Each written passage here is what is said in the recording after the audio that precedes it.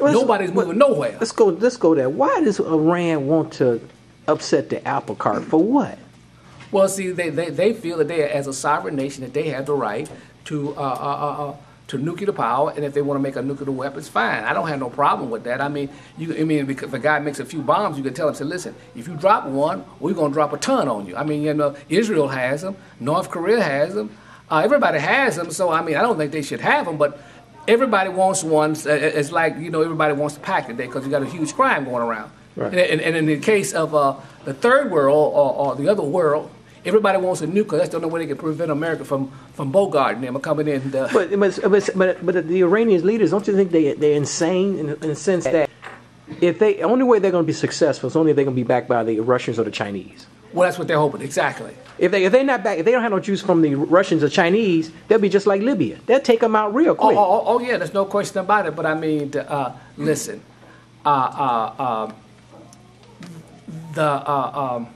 put it this way. Most people don't understand how this world operates, and most of the natural resources, Kissinger's, many of the foreign policies that the United States have, those resources that they have, they don't understand that they are part of a greater pot. They don't own them. In other words, Wall Street and London sets the price of those commodities. They give them the technology and everything. So those people are not going to have sovereign power, in the sense of a model. Gaddafi, what he was doing was great. He was building an infrastructure for his country, bringing water from the aquifer to water the desert, and he wanted a currency, not paper currency, not a dollar currency. He wanted a dinar backed by gold. Well, see, those were his two mistakes, and then he had some of the best oil in the world. So what happened was he had to go. Just the same day Saddam did with the euro. You got a currency. The dollar is a reserve currency, and they're not willing to give that up because in order to buy oil, you got to use dollars. That's the problem you got with India. They put a sanction on Iran and told them, listen, you're cut off, and then nobody could trade with him in dollars. And then India said, you know what? Well, I'll buy it from him in gold. That's all right. We'll deal with you too later down the line. But India is, Iran don't have. Well, listen. You got a bunch of mullahs running the country, and there's a bunch of thieves. They were placed in there by the CIA in the beginning when they overthrew, what's his name? The Shah. The Shah. Yeah, so, I mean, the whole theology is all wrong because, listen, how can you have a country? Let me say this. The whole Middle East, they don't grow no food. How can you build a ski ring over? They got an inside place, dome, that snows. Yeah. And they're building a ski. That's in Dubai, right? That's in Dubai. Yeah. They said, listen, y'all need to grow some food, man. Right. I said, you got to import all your food, and you got a whole desert out there. All you got to do is bring some water in here. Right. And they just don't understand, and they're just misled. And as a result, you have they have the same problem there as you have here. The top of the royal family has all the wealth, and people underneath well, they just kind of make it. So what do you think? We're almost going to end with Iran. We got about. I won't leave at the 5. When the hand gets on the 5, we'll end the show. If Israel bombs, and they're going to do it any day, probably before this interview is on public access, they probably bomb the nukes in Iran. But Iran is going to retaliate. You could have a war in the state of Israel. They're going to bomb Israel. Oh yeah, there's no question about it. Well, what would happen is that the problem with that is that if they bomb Israel and it goes vice versa, and I can tell you this, oil will get crazy, and it will throw actually the whole world into a literal world depression worldwide. Now remember, people, the war may only last a few months, but even in that, let's say it only lasts 30 days to 60 days or 3, it can still knock the whole economy, the world economy The world economy will stop because can you imagine at 8, see if gas was to double now, we're talking about 3, this it goes to $7, $8. Right. Listen, you're talking about $9 diesel. That means everything out here is not moving. Ain't nobody gonna move at 7. That means for $20 bill, you only get 2 gallons of gasoline. At $8, that's $16. Well, those of us, and what that means is that the white people living 30, 40 miles outside the city, they better get carpool because they won't be. It'll just throw the whole economy into. It's hanging by a thread. This will throw it into the depression. Because 9/11, I remember 9/11. I couldn't work. Everybody things just shut down. Because I work at the airport. You know that. So everything just shut down. If they have a war in Iran, and even if it's just a 30-day war, and Israel and the United States are coming, we just gonna knock y'all out and blow up Iran. But still, gas can go to $10 an hour, $10 a gallon. Of course. But it could be like that way for 6 months. It just not. It'll take us years to recover from that. Well, not only that, but as far as how can we fight a war and we broke?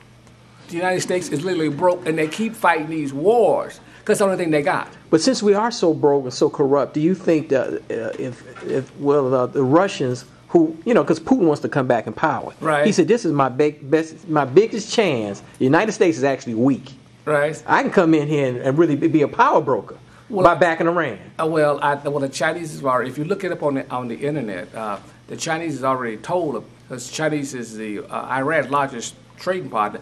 The Chinese? Is Chinese. Wow. And they have told them that this could actually lead to a third world war. So that's already been tossed around. Mm-hmm. So, I mean, we're coming to a point where the United States can't gangster no more. I mean, they should go somewhere. And we cannot afford a third world war. Oh, that's over with. Everything's over with. So, I mean, we can forget that because it ain't going to last for 30 minutes. Yeah, I talked to this guy named Bob Baer years ago. Bob Baer was a CIA operative agent. And he said we really should allow Iran to have the nukes, and they'll be like India and Pakistan. That's right. Who have nukes. They have nukes, and we all have a little detente because, okay, you got a nuke, I got a nuke. We're not going to have mutual destruction. That's it. But how come Israel just can't go with that? Well, see, again, they have this phobia that when it goes into a lot of politics, they feel that Iran is going to nuke them. I mean, I think Iran would be a power there, but they won't be the only power there. Right. I think they'll be. Listen, Iran's economy is shot, and if they spend most of their time, listen, did you know that Iran doesn't have a refinery? They have to import their gasoline. I didn't know that.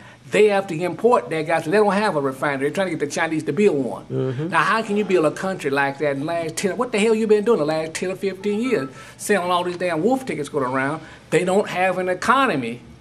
So they sure couldn't survive a war. They sure couldn't survive a war. Oh, they would be over with. They'd be back in the Stone Age. They would, I'll tell you this, if they decide to do this, they could cause a lot of havoc, but I'll tell you, their country would be literally destroyed. I mean, literally destroyed, because they would bomb all the infrastructure. They do the same thing they did to Iraq. All the infrastructure. They wouldn't be able to get a glass of water. It would turn. They'll put them back at least 25 years. 25, 30 years. Yeah, easy. And it would have to, then after all said and done, you got to have some contractors come in and rebuild it. You know that. American contractors. and you know it's going to be Halliburton. Yeah, Cheney's boys. Bechtel. Cheney's boys, yeah. Exactly. Cheney's boys. Oh, my God. Now, like you said, with all this drama, all this gloom and doom, if we're not tapped into it, if what you call it the Holy Spirit or some kind of metaphysical spirit, somebody's spirit, as long as it ain't evil spirit, we in trouble. You in trouble, and you will be traumatized by, listen, we just talked about, can you imagine gasoline going to $10? Well, what does that do to all your produce? Yeah. What do they, listen, you haven't seen anything yet. And listen, gold and silver will just go to the moon. They get knocked down temporarily, but they'll go to the moon. You haven't seen gold maybe go to $3,500. Silver may go 60 or 70. So you're talking about it potentially, it could be weeping and gnashing of teeth. Listen, there will be. What it does is puts the depression on steroids. It comes quicker. If they go to war, I can guarantee you, we'll be. People won't believe what happened in 6 months. I mean, they realize that what money they have won't buy nothing, and things begin to. And I tell you this, they won't be able to drive their car. I heard that. You're about to give your class some spiritual food, and so I got to get out the way and go to work, but. So invite folks to your lecture so they can get some of the spiritual food so they can handle this. Well, listen, the scripture says that men's hearts will fail them as things that come upon the earth. Now, you're having a great war. We don't know what the outcome of that is. What the outcome is, this could be the beginning of a third world war down the road, because people won't be an initial reaction to this. Say, okay, all right, we saw what you did to Iran. We saw what you done with the Libya. We saw what you done to Iran. We saw what you done to Iran. And we know we want to control all the oil. Okay. What we're going to do is we're going to get a co-op together. Everybody's going to co-op against the bully on the earth. And that's to be America. Next thing you know, you ain't got no allies. And if anything jump off, we all go. You know what? When the neighborhood jump on the bully, everybody jump on and beat the bully's ass. Yep. That's what really eventually happens. Because if they don't, they just wait for your weak point. But if that goes down, they're going to blame Obama. You know that. Well, then, like I said. But it's bigger than Obama. It's much bigger than Obama. Well, I have no respect for the man after he signed this NDAA, the National Defense Authorization Act. That's what the idea. You got a court system, Now that means that he has the right to put you in jail indefinitely without habeas corpus, without any charges, indefinitely, can send you overseas to be tortured. I said, listen, what most people don't understand, and especially most blacks, because they say, oh, he's a brother. That's all right. You know who's going to be first? Let me refresh your mind. You know, in Katrina, you know who the first that went into the FEMA camps? Who? Us. Because they told them you got 3 squares a day, you got protection from Pookie and Ray Ray, and you got a cot. Come on in. They said, oh, man. And they think and ran in there. You know what happened? They couldn't get out. Dr. Warren, invite folks to your lecture so they can get this spiritual food. Okay, then we meet every Sunday from 12:30 to 3:30 at the Lutheran School of Theology in room 208. Every Sunday. There's donations that's free, and you come and you can watch us on YouTube. We're all over YouTube. No matter who you are? Who you know, what your color. What you need, it says, my people perish of knowledge. Now, if you don't have physically, the things that you need is gold, silver, gunpowder, lead, and some food, and especially a medium of exchange. If you don't have those things, as this thing begins to unravel, woe gonna be unto you.